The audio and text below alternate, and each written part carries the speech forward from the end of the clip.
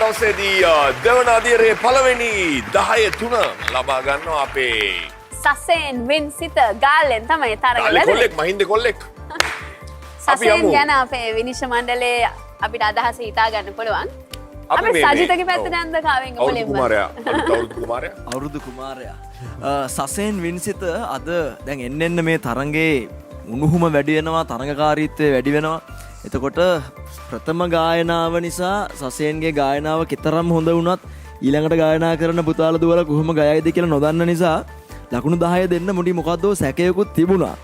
හැබැයි වැඩේ තියෙන්නේ අන්තිම වර්ස් එකේ පළවෙනි පේලිය සසෙන් ඉස්සරහට වෙලා ඉඳගෙන ගයපු ගායනාවේ ඒ පළවෙනි පේලියේදී එක්ක 9ක්ම දෙනවද කියලා හිතන ඉංචි අවස්ථාවකුත් තිබුණා.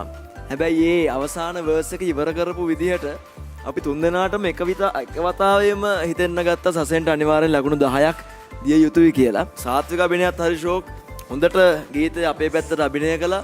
ඉතින් ඒක නිසා ඒ ඔක්කොම සලකා බලා අපි තීරණය කරා 10ව 3ක්ම දෙන්න. ජය වේවා කියලා ප්‍රාර්ථනා කරනවා ඔයාලට. සසෙන් පුතා ඇත්තට මේ ගීතයට ගැළපෙන විදිහට පර්ෆෝමන්ස් එකක් හදාගෙන තිනවා. ගීතයට හානි නොවන විදිහට කිසිම කතාවක් නැතුව පුතාගේ මේ දක්ෂතාවයට 10 දෙන්න අපි සහ මම තීරණය කරා.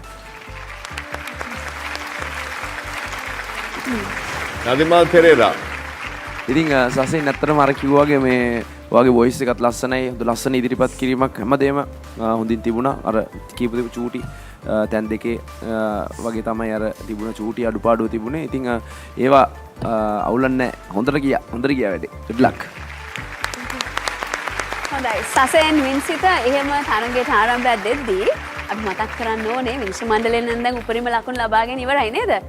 ඉතුරු ලකුණු ප්‍රමාණය හම්බ වෙන අපේ ආදරණීය ප්‍රේක්ෂකයන්ගෙන් නොට ආදරය කරන ප්‍රේක්ෂකයන්ගෙන් අපි මතක් කරමු SMS කරන විදිය HKS හිස්තරක් අංක 1 යොදලා 77 66ට හැකියතාක් ප්‍රමාණයක් SMS කරන්න. ඒ වගේම තමයි කාවෙන්ග වෙබ් අඩවිය පළ කරන්න පුළුවන් hirutv.lk hirukidstar.lk කියන වෙබ් අඩවිය හරහා ඔබට පුළුවන් මේ මොහොතේ පටන් කැමති ප්‍රමාණයක් SMS මනාප සමගින් වෙබ් අඩවිය පළ කරන්න දෙන්න.